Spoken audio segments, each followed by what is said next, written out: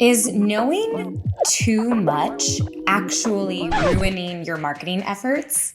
I realize that might sound like a ludicrous idea, but the fact of the matter is that we can actually be some of our own worst enemies when it comes to be able to communicate effectively with our customers. And one of the biggest culprits for this is something called the curse of knowledge. So in today's video, we're going to be talking about what the curse of knowledge is, how to spot it, and what you can do to prevent it so that you can create stronger, more compelling marketing that's going to instantly be able to connect with your customers, communicate why you're so great, and keep them from getting confused, because ultimately confusion equals they're probably going to go somewhere else to buy whatever it is that they're looking for. So let's go ahead and dive into things.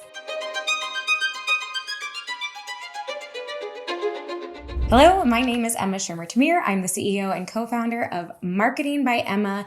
And one of the things that I see being a very common problem when it comes to marketing is something called the curse of knowledge. We like to think that sounding smart is a good thing, that sounding smart commands respect, is going to welcome people thinking that we are experts and authorities on something.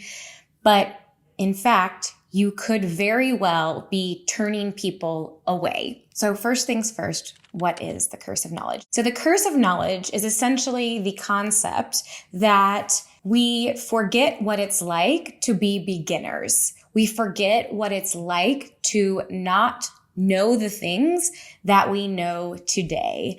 And the challenge with the curse of knowledge is that it's something that we're not aware of.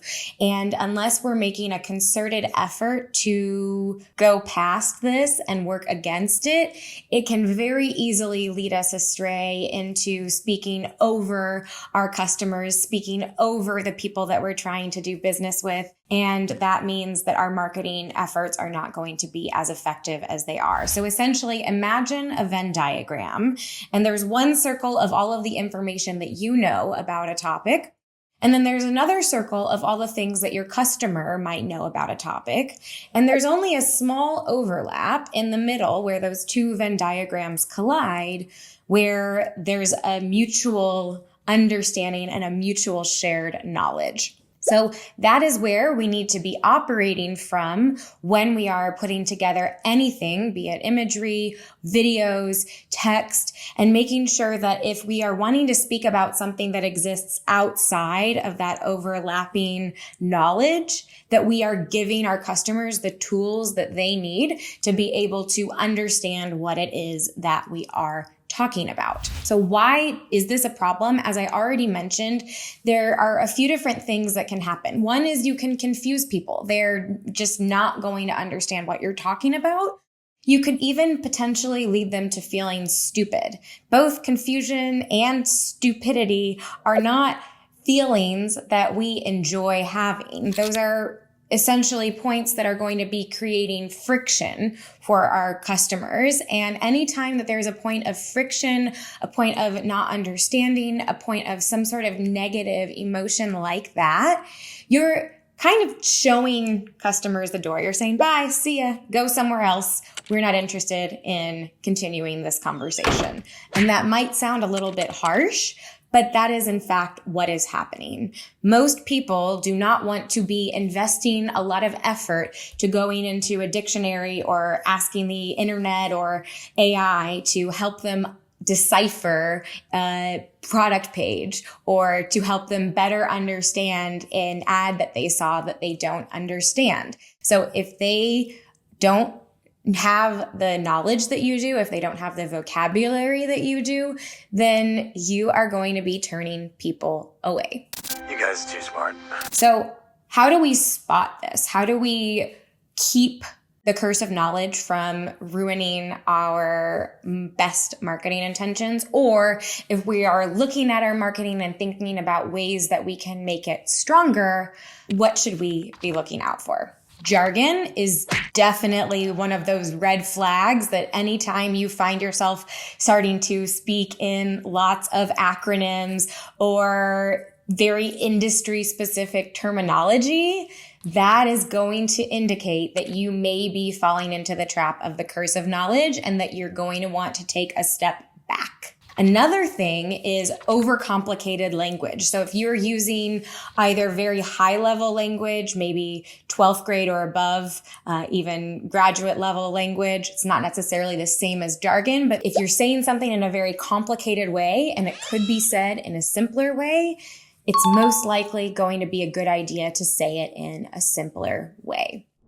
Another thing that might be indicating a curse of knowledge is only speaking about the specific features of the thing or the service that you are selling. So if you are saying that your camera features all these special capabilities, or your microphone has this special technology to it, that's not jargon necessarily, but that still is in some ways insider knowledge that's only really going to resonate with somebody who knows a lot about this particular area and doesn't yet understand why they would want a camera with those capabilities or a microphone with those capabilities. So you also want to be considering there are going to be categories of things that you're selling that are going to be more prone to falling victim to the curse of knowledge. So if you're talking about anything technical, if you're talking about anything health related, if you're talking about any kind of skill that requires more advanced education, be that law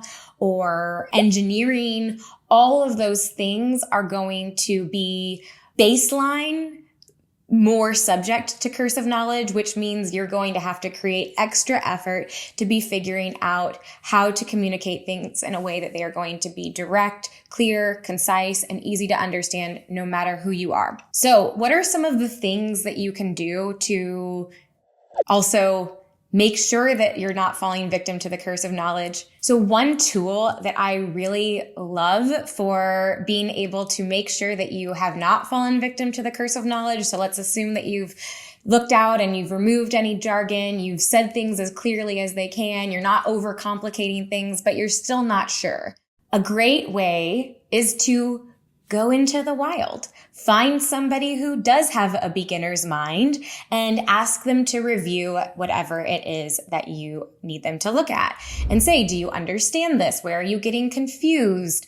Is there something that I can do to make this easier for you to be able to quickly grasp, understand, and get enthusiastic about? And that's really just a great direct pathway that you have to being able to avoid the curse of knowledge altogether. And if you see that this is a common issue, then I would recommend that you always follow this step until you're able to feel confident that you know how to communicate directly to a novice and that you are not going to be turning them away. There is one important exception for this rule, which is that you need to understand who your customers are and what their level of knowledge is. In other words, if you are selling a very highly technical product to people that have very advanced level technical knowledge, then you may want to use some very industry specific language or some higher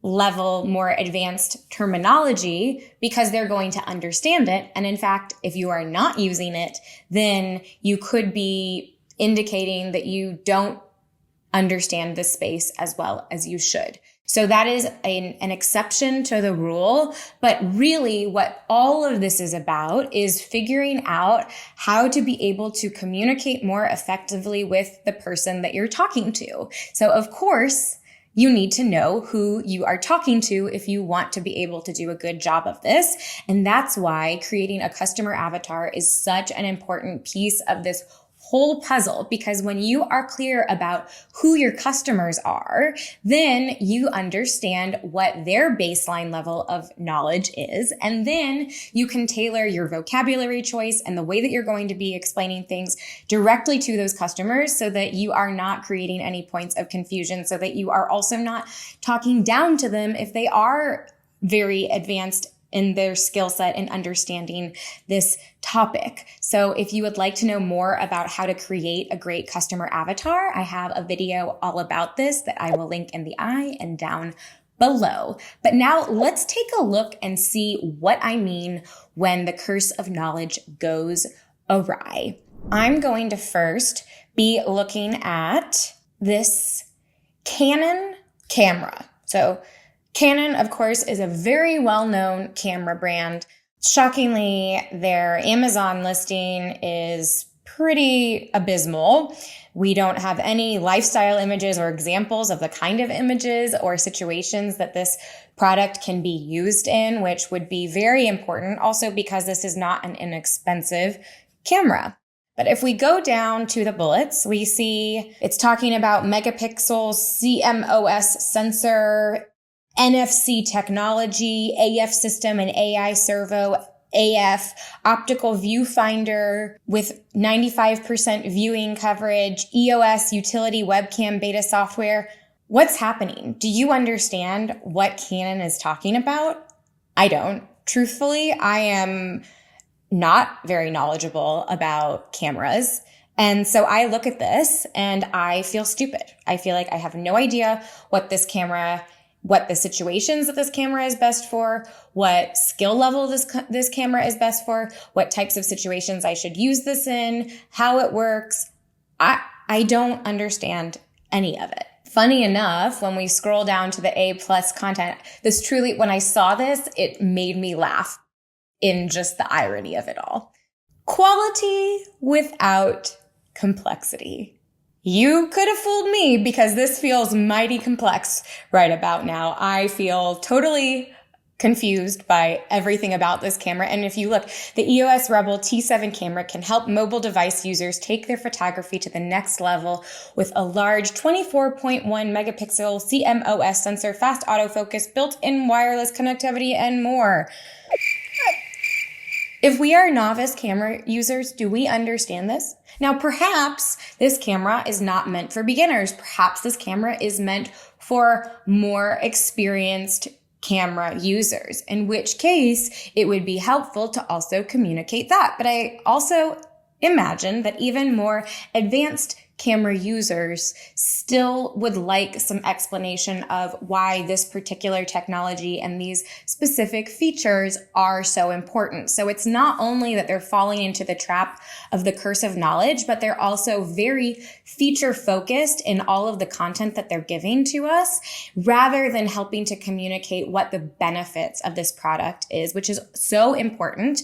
If you'd like to know more about how to straddle that challenge of talking about the features and benefits of your product, I have a video that I will link that goes into depth in this. But essentially, you always want to be helping the customer understand why they should care about something, why this is going to improve their life, why this is going to solve the problem that they went onto the internet to solve in the first place. And Canon is not doing a fantastic job at helping me understand that at all. Let's now compare it to somebody that's doing a little bit of a better job. I would like to make it clear that I don't think that this is well done in terms of design or writing, but this is a better job at communicating what these different features mean so that they are not turning me away with too much specific terminology or assuming that I know something that I don't. So we're going to be looking at the Kodak Pix Pro. And if you see here under the key features, it says 25x optical zoom on in, need to get right in there. Worried your shot might be out of reach. So it's telling me why I want that kind of zoom. 24 millimeter wide angle. So you are wide open to all of the possibilities. You can take breathtaking landscapes. It's telling me 16 megapixels, go into detail, lifelike clarity. So again, their A+ content could use some attention. It's a little bit overly wordy. It's not well designed. And funny enough, the pictures don't look that fantastic given the fact that this is meant to show off the stunning camera capabilities. However, they are making it clear to me. So if I'm somebody and I'm looking to buy my first camera, I might feel more clear about what I'm getting with the Kodak versus the Canon. And that would help me feel more confident in choosing the Kodak over the Canon. So if the Canon didn't have as many reviews as it did, maybe wasn't recommended in so many places, I would be more likely to want to buy a camera that helps me feel like I know what I'm getting. And that is just huge. So another tool that you can use to do this, once you're clear about who your customers are, once you understand what their base level of knowledge is go to social media and really think of yourself as an actor preparing for a role. So imagine that you are needing to play your customer salesperson, the person that's going to be speaking directly to your customer and is going to be able to speak the language that they want to hear in the way that they want to hear it. And so you need to study up to understand, what are those internal motivations? What's the best way to say that thing? What are the kinds of phrasing they would use? And what better way to do this than to go directly to social media? Places like TikTok, Instagram, Reddit are all fantastic resources that you have to not only be able to understand what your customers care about and what they're thinking about, but the specific language that they are using, the specific ways that they are talking about your category, so that you are then able to integrate that into whatever it is that you're creating, so that you are talking directly to them, so that you are not talking down to them, you're not talking up to them, but you're talking directly to each individual that's coming to your product page, that's coming to your social media page, that's coming to your website. You're inviting them in, you're helping them understand why you're so great, and then the next inevitable thing for them to do is to want to buy from you.